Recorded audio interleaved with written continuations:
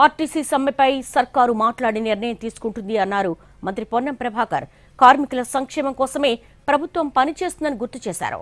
ఎవరికీ అన్యాయం జరగకుండా పనిచేస్తున్నామని తెలిపారు.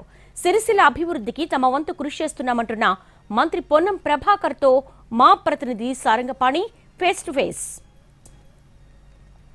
మంత్రులు పర్యటిస్తున్నారు. సిరిసిల్ల మున్సిపాలిటీ పరిధిలోని అపరెల్ పార్కులో యూనిట్ను ప్రారంభించారు. ఫ్యాబ్రిక్ సంబంధించి ఆ యూనిట్ సంబంధించి వివరాలు వెల్లడించేందుకు మంత్రి పొన్నం ప్రభాకర్ మనకు అనుభవం. సార్ చెప్పండి, సిరిసిల్ల ఒకనాడు ఉరిసిల్లగా మారేది, ఇప్పుడు నేతన్నల సంక్షేమం కోసం మీ దగ్గర ఉన్న ప్లాన్ ఆఫ్ యాక్షన్ ఏంటి?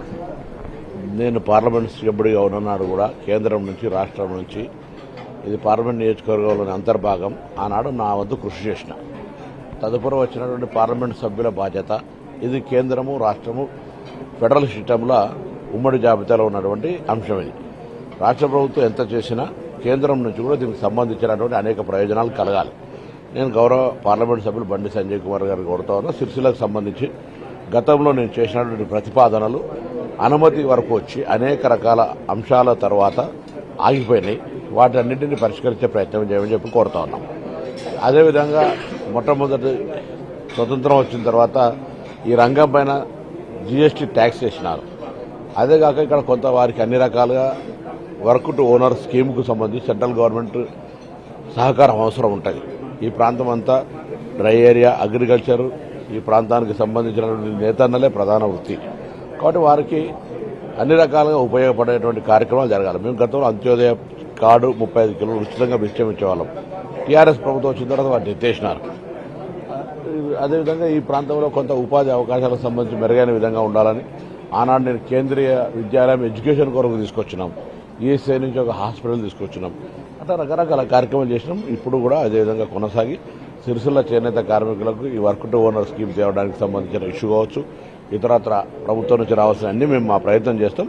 కేంద్ర ప్రభుత్వం నుంచి కూడా సహకారం అందించాలని విజ్ఞప్తి చేస్తాం. బియ్యం ఇస్తున్నారు కాబట్టి మోడీ ఇస్తున్నారు, కేంద్రం నుంచి నిధులు వస్తున్నాయి, వాళ్ళ బొమ్మలు పెట్టాలి, ఫోటోలు పెట్టాలని.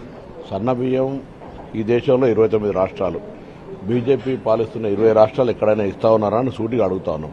తెలంగాణలో ఇస్తుంటే మీరు దానికి ఏదో మీ పేరు పెట్టాలని చెప్పుకుంటున్నారంటే ఎంత అపహాస్యంగా కనబడుతుందో ఆలోచన చేయాల్సిన అవసరం ఉంది.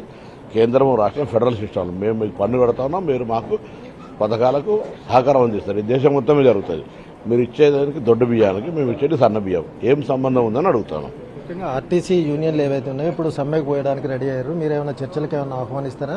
సమ్మెకు చేయడం వెనుక ఏమైనా ఆంతర్యం ఉందనుకుంటున్నారు? ప్రభుత్వం ఆలోచన చేస్తుంది, ప్రభుత్వం మాట్లాడుతుంది దాని మీద.